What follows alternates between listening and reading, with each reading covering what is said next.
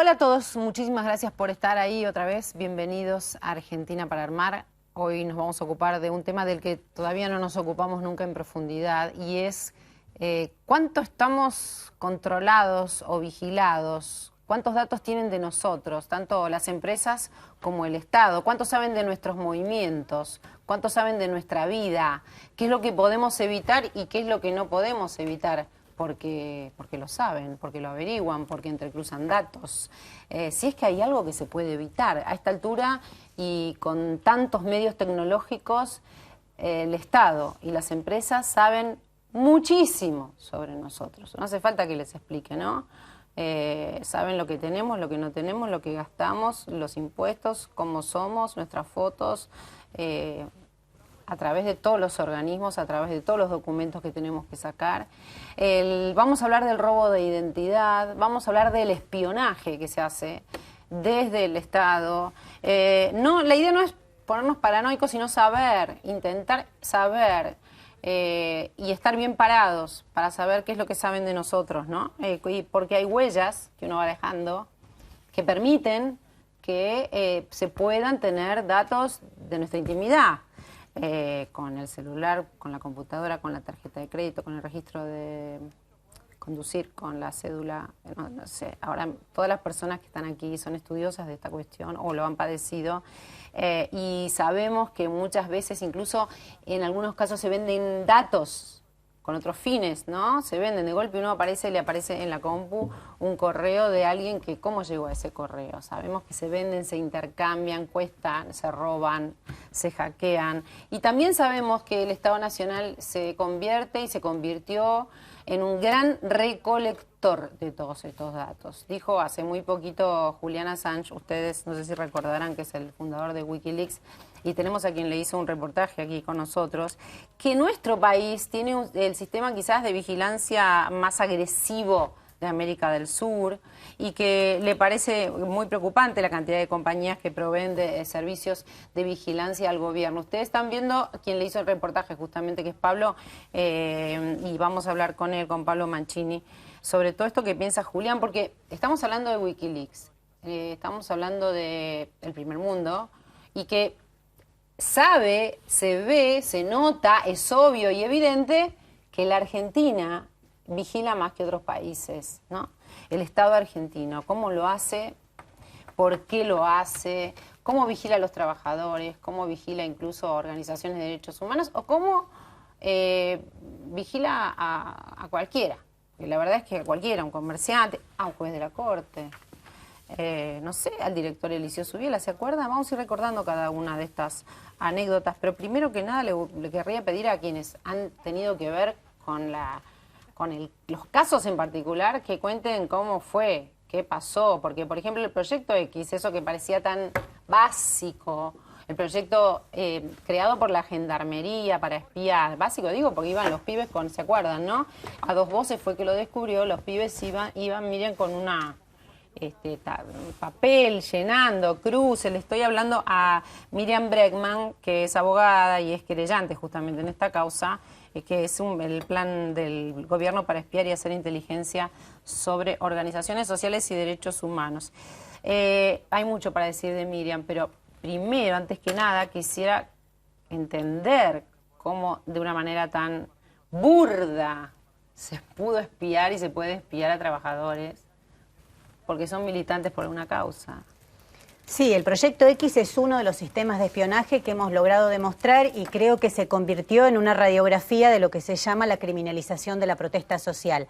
Es decir, el Estado, a través de sus fuerzas de seguridad, cómo persigue y almacena datos que consigue mediante el espionaje ilegal de las personas que participan o han participado alguna vez de una huelga, de un reclamo, de una manifestación. En el caso particular nosotros lo notamos porque los trabajadores de la Comisión Interna de CRAF en la zona norte del Gran Buenos Aires comenzaron a tener muchísimas causas y todas provenían de informes de la Gendarmería Nacional.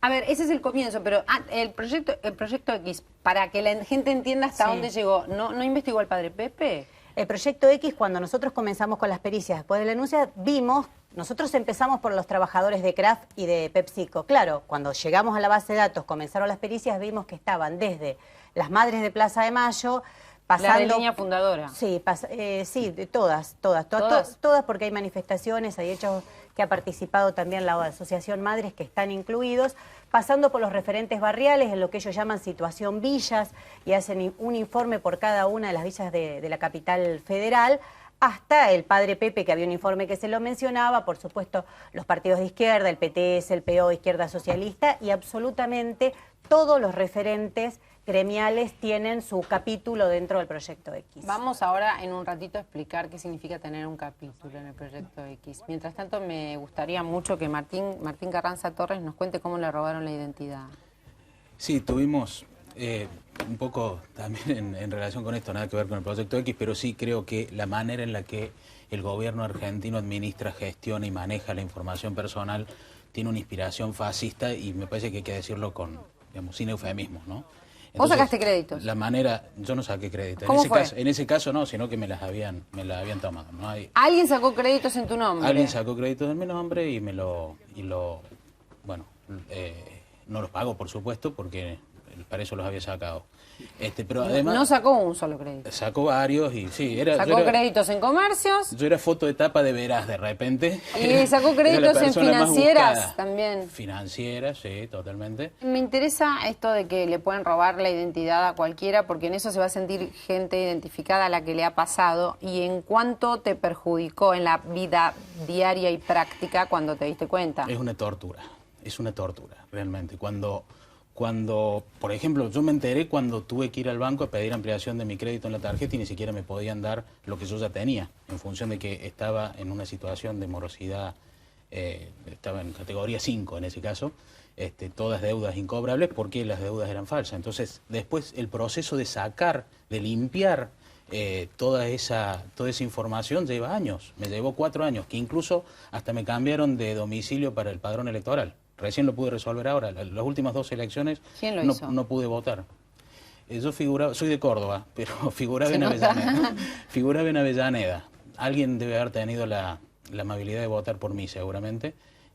Aparecía en un padrón distinto. 4 años. 4 años, siendo abogado, ¿no? ¿No pudiste identificar absolutamente nada de las personas que robaron tu identidad? Porque ahí también hay una situación de negligencia de las empresas privadas al momento de verificar la información, que recién responden cuando uno descubre el problema, pero en ese momento ya es demasiado tarde. ¿El modus operandi cómo es entonces? Y en este caso aparentemente tomaron una fotocopia de un documento a partir de un pedido que yo había hecho en una telefónica de la línea de teléfono. Tomaron la información de ahí y con eso salieron y las otras empresas no verificaron la identidad de quien estaba pidiendo el crédito y sencillamente lo dieron. El mayor peligro es que tienen absolutamente todos tus datos. Saben dónde vivís, saben tu documento, pueden hacer lo que quieren. En ese caso hasta nos llamaron para pedirnos la factura telefónica que había sacado en mi nombre. Uf. En algún caso se pagó la línea y al mes siguiente creyó que también lo íbamos a hacer. Es decir, la verdad que es muy difícil, es muy complicado para la gente, es una situación kafkiana. La sensación, te pregunto, ¿no? Nosotros sabemos que el Estado tiene los datos, también sabemos que empresas privadas tienen los datos. La sensación o la investigación como abogado o como tu estudio de abogados es ¿de dónde salieron tus datos? ¿De un organismo público? ¿De una empresa privada? Pueden salir de cualquier lado y es muy difícil encontrar cuál fue el origen. Uno empieza a hacer memoria para atrás y ve, bueno, dónde dejó la información que después aparece, pero es muy difícil. La verdad que los controles, si las empresas no los realizan adecuadamente, se hace complicado. Bueno, está claro que cada vez están más observadas nuestras vidas y que nosotros también con... ¿cómo decirlo?, ingenuidad, con el buen pensar, sin ningún tipo de desconfianza, nos comunicamos, por ejemplo, a través de Internet y damos nuestros datos a algún servicio que necesitamos. Y está bueno porque además nos resuelve cosas con velocidad. Está con nosotros Pablo Mancini, yo les decía, y Pablo Mancini es un estudioso de la cuestión desde hace mucho tiempo. Todos los que están acá terminaron estudiando esto, Martín también, y Miriam, y quienes les voy a ir presentando. Él es periodista y es director de estrategia digital de Infobae. Fue gerente de servicios digitales de el Grupo Clarín, estuvo a cargo de la estrategia digital de tn.com.ar y es coautor de un montón de libros. Yo quiero que me regales Hackear el periodismo, manual de laboratorio, porque me dijeron que aprendés todo. Y hace poco tiempo entrevistó a Julian Assange y es el que le dijo esto. Hace 2 semanas o 3 entrevistamos a Julian Assange para Infobae.com y enseguida nos pusimos a hablar de la Argentina y enseguida Julián tenía una visión muy puntual, muy particular, vinculada a cómo el gobierno argentino está tratando los datos de las personas y cómo está gestionando un poco la vigilancia. Tenemos que decir que en un punto, esto es interesante porque lo dice una persona de mucho renombre vinculada al tema, pero por otro lado, también estamos ante un gobierno que ha claramente demostrado su vocación de vigilancia. Vos recordás que en el año 2004 Néstor Kirchner firmó un decreto, el decreto 1563, que proponía la captación, conservación y derivación de datos. Esto quiere decir simplemente tomar todos los datos digitales que circulan de cualquier tipo de comunicación de esas características para que las compañías, decía el decreto, lo almacenen y puedan redistribuirlo a la justicia, al Ejecutivo, etcétera, etcétera, según el caso. Finalmente, el decreto era tan delirante que, por supuesto, lo volvieron atrás con otro decreto, porque esto requería que las telcos, que las compañías de telecomunicaciones debiesen hacer una increíble inversión delirante, precisamente, para poder hacer esto. Vamos a tratar de entenderlo. Estás hablando de... Porque viste que uno dice el Estado y el Estado está hace mucho tiempo, el Estado argentino. ¿Estamos hablando de este gobierno? Estamos hablando, sí. Del gobierno a del partir año de 2004. Néstor Sí, Kirchner, que quería tener los datos de todos nosotros. correcto. ¿Eso estamos diciendo? Eso estamos diciendo. Es el decreto del año 2004, es el decreto 1563. Lo pueden buscar en internet porque todavía está el decreto y está el decreto que vuelve para atrás con ese decreto, lo deja sin efecto.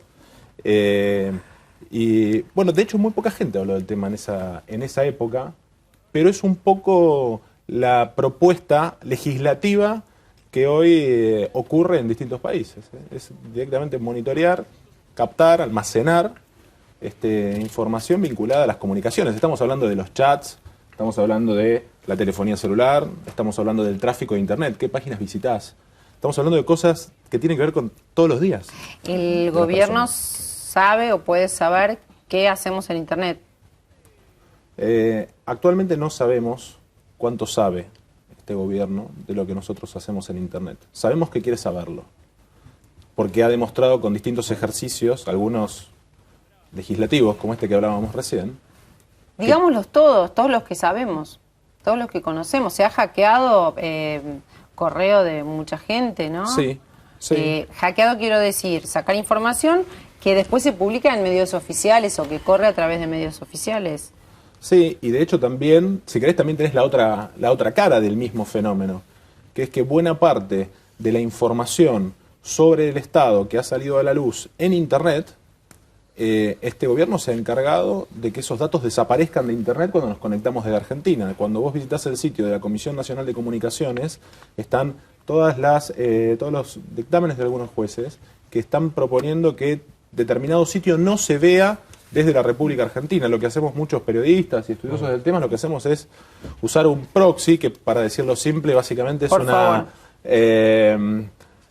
uso un puente para llegar al mismo lugar, pero que no parezca que estoy en Argentina, que parezca que estoy en Francia o en Alemania o en China. Y de ese modo se pueden ver esos papeles. De hecho, en esos papeles está, por ejemplo, la compra de este gobierno, te hablo del año 2010, 2011, 2012, de tecnología de espionaje, por ejemplo, para interceptar redes de celular. Compradas por el Poder Ejecutivo son. Las redes de todos. Así es. Me quedo sin palabras yo. Esa ley fue declarada inconstitucional por la Corte también, ¿no? Claro, sí, pero bueno. Les quiero presentar a nuestros otros invitados. Está con nosotros Beatriz Busanich. Beatriz es miembro de la Fundación Vía Libre, defensora de los derechos ciudadanos en tecnologías digitales. Y está Pablo Esteban Rodríguez, que es doctor en Ciencias Sociales de la UBA, investigador asistente del CONICET, especialista en el estudio de la sociedad de control. Es investigador del CONICET y docente de Ciencias Sociales de la UBA. Ella nos explicaba, antes de empezar, de qué se trataba, para los que no entendíamos del todo, el sistema CIVIOS, que puso el gobierno en marcha y que tiene muchísimos datos nuestros. Sí, el sistema Sibios, que de hecho en la entrevista que hizo Pablo con Julian Assange, él estaba justamente hablando del sistema Sibios, entre otras cuestiones. El sistema Sibios fue lanzado en noviembre de 2011 y fue presentado como un sistema súper moderno para la seguridad. Lo que tiene el sistema Sibios es un sistema integrado, es una gran base de datos biométricos, es decir, datos que refieren unívocamente a una persona, como diga, el dato biométrico más reconocido por el público es la huella digital, pero no solo la huella digital, también hay, por ejemplo, algunas características del rostro que hacen que un rostro no sea igual a otro, el escaneo de iris, por ejemplo, es otra forma de individualizar. ¿De dónde sale toda esta información? Esta información está siendo recabada por distintos medios. Si alguien de los que nos está viendo ha viajado últimamente al exterior, ha pasado por Ezeiza o por Aeroparque en la salida internacional, foto y pulgar, eso integra Sibios. Desde enero de 2012, en todos los hospitales del país, cada bebé que nace integra sus datos biométricos a Sibios. Y cada persona que sistemáticamente ha ido a renovar su DNI o su pasaporte en el marco de los nuevos DNI, está integrando sus datos a Sibios.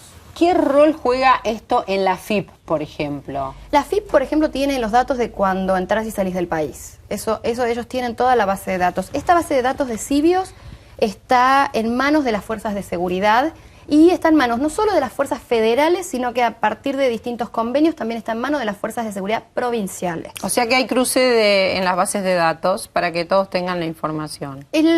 Digamos, para hablarlo sencillamente, sí, lo que estamos construyendo es prontuario para todos los habitantes del país. Todo significa los 40 millones, porque claro, los anteriores a 2002 me contabas, los que nacieron antes de 2002, 12. tengo una hija que nació en 2012, perdón, tendrán que renovar su documento. En el momento que tengan que renovar su pasaporte, que es lo que te fuerza, de hecho, si vos tenés un documento que no vence, lo podés seguir usando, pero si vas a renovar pasaporte, vas a tener que renovar.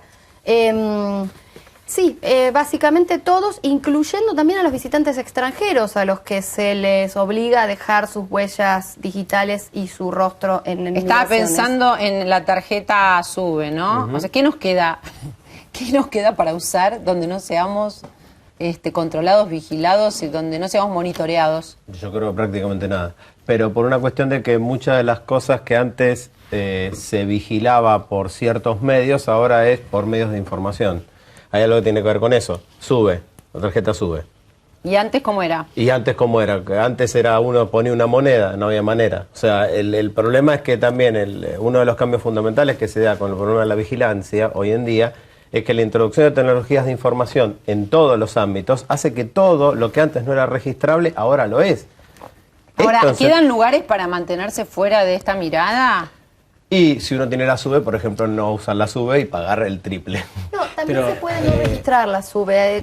No, pero no hablamos solo de la SUBE, estamos hablando de muchas pero cosas. En general, me parece que hay dos problemas. Por un lado, el Estado, el gobierno, tomando información que no debería tener, siendo selectiva sobre cómo utilizarla. Por ejemplo, cuando uno ve a la Presidenta diciendo que tal persona es evasor de impuestos, claramente hay una violación de la ley. Pero por otro lado... también ve al titular de la FIP diciendo un montón de personas que no pueden comprar dólares. Hay una desnaturalización... Nombrándolos, diciéndolos, escrachándolos, se dice. Hay una desnaturalización de los organismos encargados de recabar información porque, por ejemplo, si yo quiero ir hoy a la Inspección General de Justicia para saber quién era el dueño de Chicones hace 2 años, no lo voy a saber. ¿Por qué? Y cuando el registro en realidad tiene el objeto de dar publicidad, saberlo, de que cualquier ciudadano conozca eso. ¿Por qué no lo voy a saber? Y porque el gobierno se encarga de ocultar, es decir, ellos lo tienen, es oscurantista. Ellos lo saben. Estamos en una situación en la cual son oscurantistas con lo que deberían ser transparentes y son selectivamente transparentes con lo que deberían guardar en secreto. Esto es nuevo, digamos, no hay por una cuestión de la tecnología, supongo, no hay un antecedente de un Estado o un gobierno que 10, 20, 30 años atrás haya podido tener tanta información. Es un fenómeno mundial también, que a partir de las nuevas tecnologías se puede archivar y recabar información de las personas. Ahora,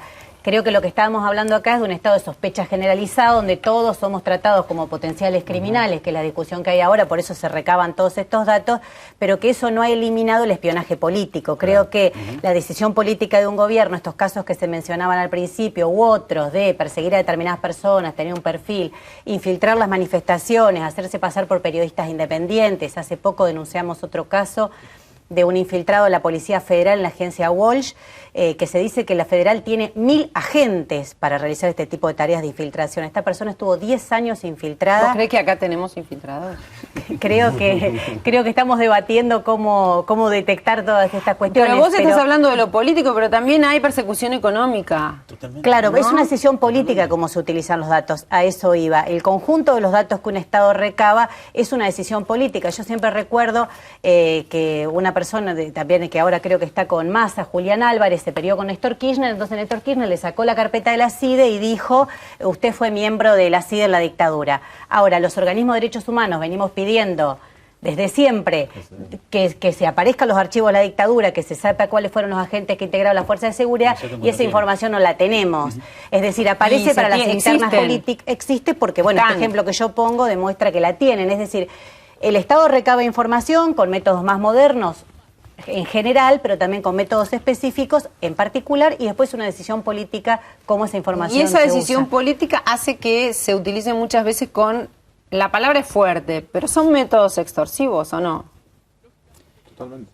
Totalmente, Sí, dice tan porque tranquilo Pablo. Sí, porque estás exponiendo información que no tenés, en primer lugar, ningún aval para poder almacenar o estar capturando bajo normas que no sabemos cuáles son, por un lado.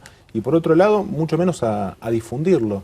También es cierto que lo que podemos esperar de esto es que sea solamente el principio. Vos pensás que estás viviendo en un mundo donde hay más antenas que personas. O sea, todo transmite información. Y estás en un mundo que dentro de 3, 4, 5 años casi no va a haber objetos, mesas, ropa, sillas, sin software o sin antenas. Eso implica que todo va a emitir información. Bueno, pero tampoco lo podemos naturalizar. No, ese pero motivo, ¿no? Porque el espionaje no, lo tenemos que naturalizo, denunciar y no permitir que ocurra. Para nada, lo que digo es absolutamente creciente el problema. De hecho, en algunos países se están discutiendo, por ejemplo, poner direcciones IP con las computadoras, pero en los autos. Entonces, ahí tendrías la tarjeta en tu auto particular. Que de algún modo la tenés también en el peaje, cuando cada vez que pasás por el peaje, ahí tenés otra... Pero lo que estamos hablando acá es de una informatización creciente.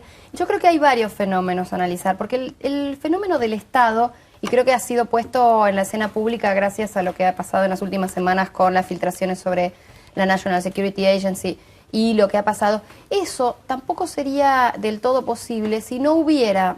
Primero, una ciudadanía que acepta este tipo de cosas de buena gana. ¿Y qué puede hacer? Yo recuerdo cuando fue el lanzamiento del sistema Sibios y nosotros salimos desde Vía Libre a reclamar y a protestar, nadie reaccionó. No hubo prácticamente ningún tipo de reacción a... Voy a hacer de contrera.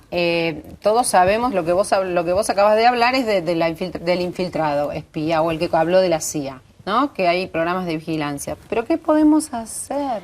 Bueno, hay varias cosas que podemos hacer. La primera es ser conscientes y ser activos en la defensa de nuestros derechos. ¿Qué puede hacer Lorenzetti, por ejemplo, si le están investigando la familia? Tiene herramientas. ¿Para qué? Y puede hacerlas de él más herramientas que el resto de los habitantes, ¿no? En todo caso, pero puede... A ver, constitucionalmente, las acciones privadas de los hombres que de ningún modo ofendan al orden y la moral pública están exentas de la autoridad de los magistrados. Si te Nadie se escrachan, si dan a entender, si están investigando a tu familia... Los jueces todavía no se animan... no lo podemos aceptar. O sea, esas son claro cosas que no lo podemos graves. aceptar, O sea, son cosas que se puede probablemente... hacer. La cosas que que individualmente mucha no gente se está solucionan. utilizando en Internet tecnologías, del mismo modo que algunas personas usan determinado tipo de chat, determinado navegador, etcétera. También hay tecnologías que tienden a reducir, no de un modo infalible, pero sí de un modo muy interesante para la situación en la que vivimos, o la información que hay sobre el tráfico de información en Internet, o sobre quién está produciendo ese tráfico. Entonces hay tecnologías que están permitiendo hacer esto, tienen muy poca difusión, son difíciles, son lentas, pero al final, vos fíjate algo, porque todo lo que está pasando con esto se hace posible por un incremento inédito de conocimiento. Pero lo único que minimiza ese espionaje, esa vigilancia, es el incremento de conocimiento del otro lado. Si nosotros sabemos que la información es usada, por ejemplo, para quienes critican al gobierno, no entiendo cómo podemos defendernos. Hay acciones constitucionales, por lo pronto, la de habeas data, para poder resolver este problema. Me parece que así como, tal vez la comparación no es exacta, pero así como muchos jueces se negaban a dar acciones de habeas corpus hace muchos años, hoy los jueces se están negando todavía las acciones de habeas data. Por ejemplo, cuando el gobierno me dice que yo tengo capacidad adquisitiva para comprar $4 para irme de viaje, ¿en base a qué información lo hace? ¿Por qué me va a prohibir comprar la cantidad que quiera? Está bien, pero si el juez no hace lugar... Bueno, los jueces están empezando a hacer lugar a las acciones de habeas data, por un lado. Por otro lado, el negocio de las redes sociales es el negocio de oro por baratijas, ¿no? Ellos venden a precio de oro lo que nosotros les entregamos, que son datos personales, a precio de baratijas. Esta es la estructura de funcionamiento hoy de las redes sociales y de Internet. En el caso que contaba al principio, si uno debe confiar en que las empresas van a respetar el contrato en virtud del cual uno les da la información. Si no lo respetan, tengo acciones judiciales para resolverlo, además del problema que eso genera. Ahora, la capacidad que tienen los gobiernos o que tienen los estados para incorporar esa información y manejarla es infinitamente superior a la que tienen las empresas, porque además las empresas están atomizadas, tienen una parte de la información y si no se conectan entre sí...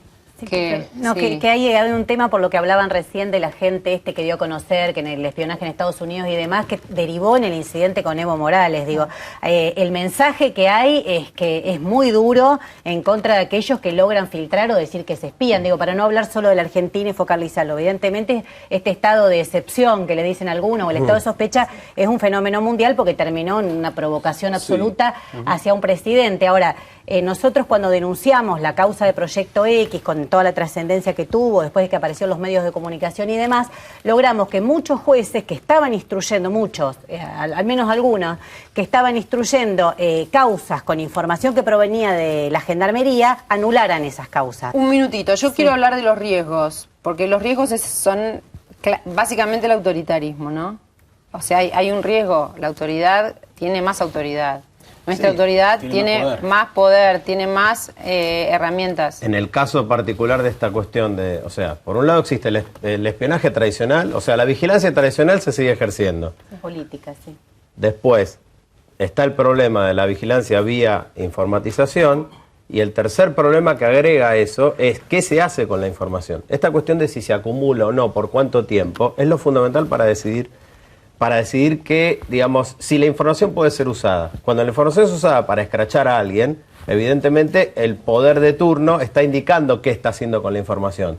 Pero creo que también tenemos que levantar la mira. No es solo una cuestión esto es una cuestión que viene para quedarse más allá de los gobiernos. Exactamente, y para crecer. Y también me preocupa lo que pasó en 2005, y sería bueno que lo explicaras. En 2005 se le pidió a las empresas de telecomunicaciones que invirtieran en espionaje. En retención de datos, ese es el formalismo, digamos, es retención de datos. Todas las empresas de telecomunicaciones retienen ciertos datos, porque si no, no sería posible enviarte una factura detallada de a quién llamaste y cuántos SMS Para que enviaste. le quede claro a la gente, empresas de telecomunicaciones, el teléfono, sí, sea la marca que sea el teléfono, se les pidió a estas empresas que inviertan en tecnologías de retención de datos. Se les exigía por ley, peor. Pero además, ¿qué son esos datos? Esos datos implican una vigilancia, implican una escucha. Implican algo, depende del tipo de datos, depende cómo se lo procese, depende hasta qué punto lleguen. Lo que está claro es que las empresas retienen muchos más datos que los que deberían retener. Y esto está documentado, y no solo acá, en Alemania hay casos documentados. De hecho, la implementación de la ley de retención de datos en Alemania fue inconstitucional, como lo tuvimos acá también, el caso Alavi. Pero lo que está pasando son varios procesos. Tenemos las empresas reteniendo muchos datos, el Estado reteniendo muchos datos, y a los ciudadanos volcando permanentemente datos en las redes sociales y en un montón de espacios públicos. Y los chicos jóvenes que no tienen ni la menor dimensión de todo lo que ponen y el riesgo que corren. Exactamente, como si el espacio de Internet fuera un espacio distinto del mundo real. los chicos, la gente adulta también está haciendo cosas en Internet, poniendo información en Internet que jamás pondría en público. Si le dijeran, ¿vos pondrías en la puerta de tu casa que te fuiste de vacaciones?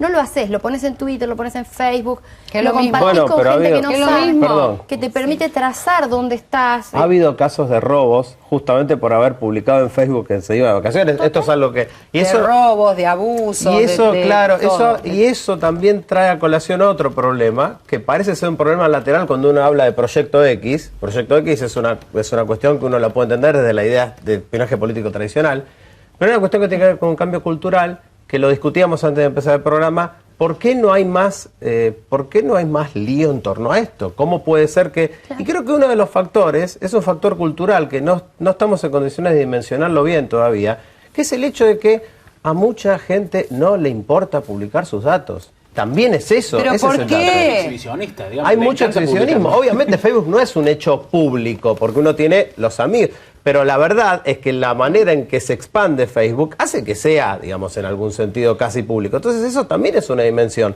¿Por qué no se protesta? Y porque en algún punto pasó a ser medio banal recibir y transmitir información. Entre otras cosas porque por los argumentos prácticos se hizo absolutamente... Caso tarjeta SUBE. Yo puedo duplicar la tarjeta SUBE poniendo en mi celular por Facebook todo el tiempo, ahora estoy en Acoite y Rivadavia. O sea, lo mismo que va por información, puede ir por el lado de yo estoy poniendo todo lo que me pasa en este momento. Eso también es un tema Miriam, a tratar. ¿esto se puede vincular a la ley antiterrorista? Sí, la ley antiterrorista es un punto de inflexión, creo que si lo tenemos que denominar de alguna manera. ¿Por qué? Porque primero que le han puesto un nombre que la gente lo siente muy alejado, ¿no? Ley antiterrorista, nadie piensa que lo pueda afectar a uno. Y tiene fundamentalmente dos implicancias. Primero, porque produjo una reforma del Código Penal completamente retrógrada, modificando el artículo 41, donde dice que cualquier acción de las que estén contempladas en el Código, si son hechas para reclamarle a una autoridad o a un organismo internacional, puede duplicarse la pena. Los clásicos delitos que se ponen en las manifestaciones, daño, interrupción del tránsito, se duplica la pena, y con lo cual hay un delito agravado para aquel que hace una manifestación política y la mayor parte de los delitos dejan de ser escarcelables. Es decir, Pero en relación a esta cuestión... y en relación a esta cuestión, lo otro que complementa es que habilita en un montón de legislación a la UIF, a la Unidad Financiera y demás, a que puedan investigar a las personas casi sin ninguna traba legal.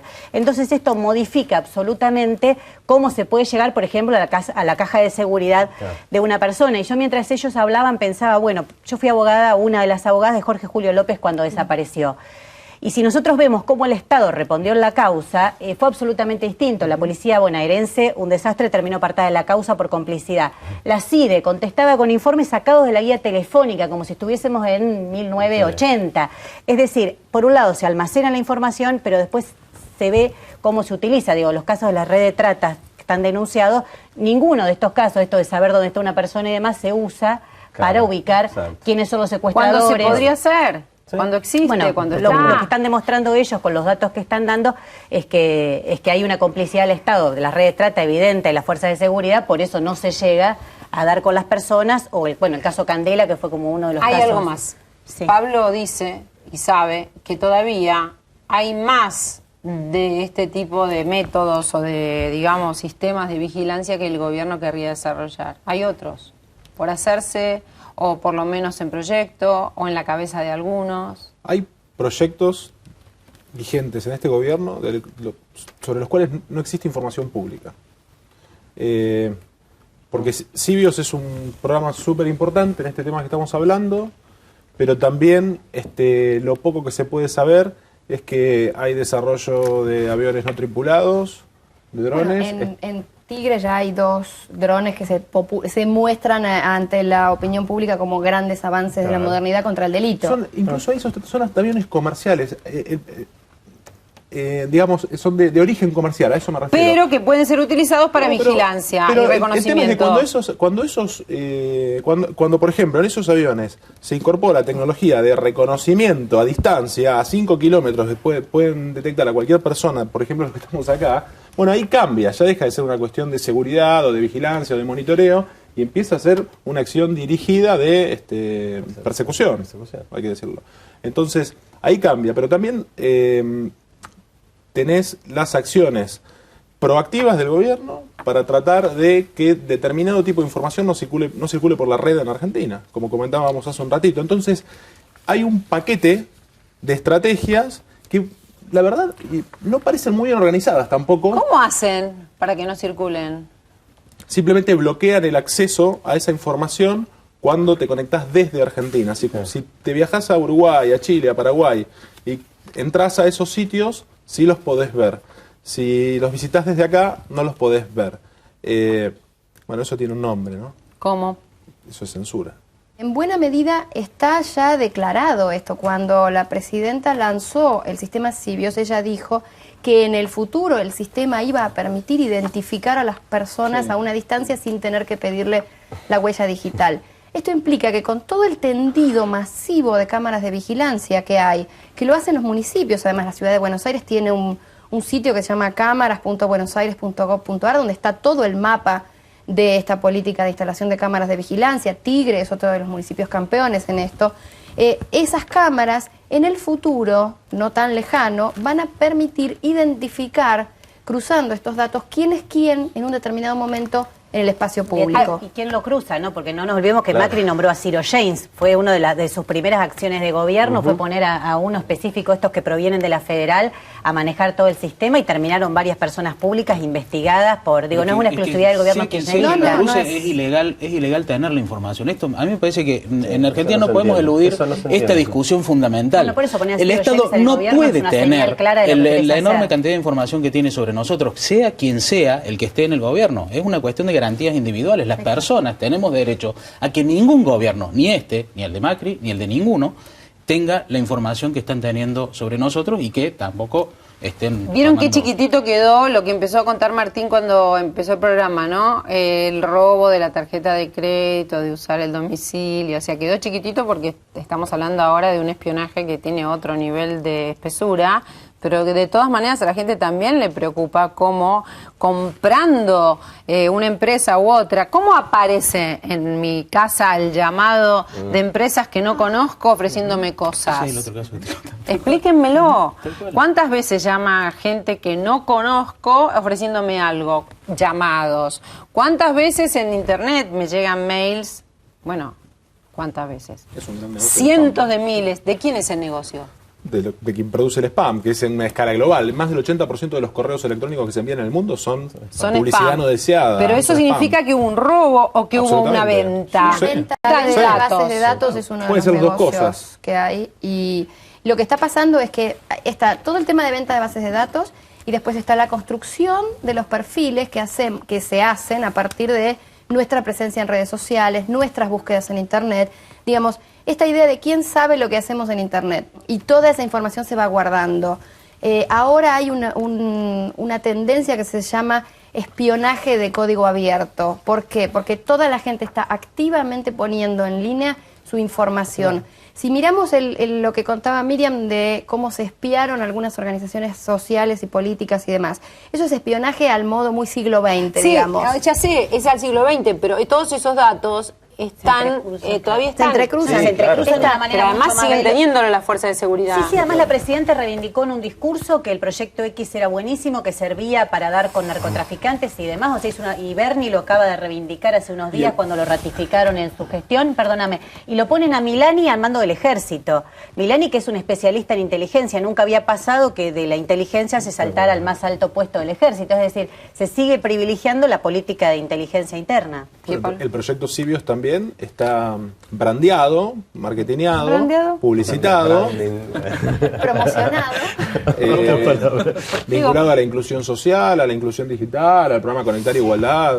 Tenemos que hacer una pausa y les prometemos, para que esto no termine en un gran bajón, porque es todos vigilados, todos controlados. Esto no es una exageración, no estamos queriendo generar nada más que saber dónde estamos parados, pero sí tenemos que saber concretamente, como contó recién Martín sobre la Habeas Data, todo lo que podemos hacer para evitar que algunos datos nuestros circulen. Ya venimos.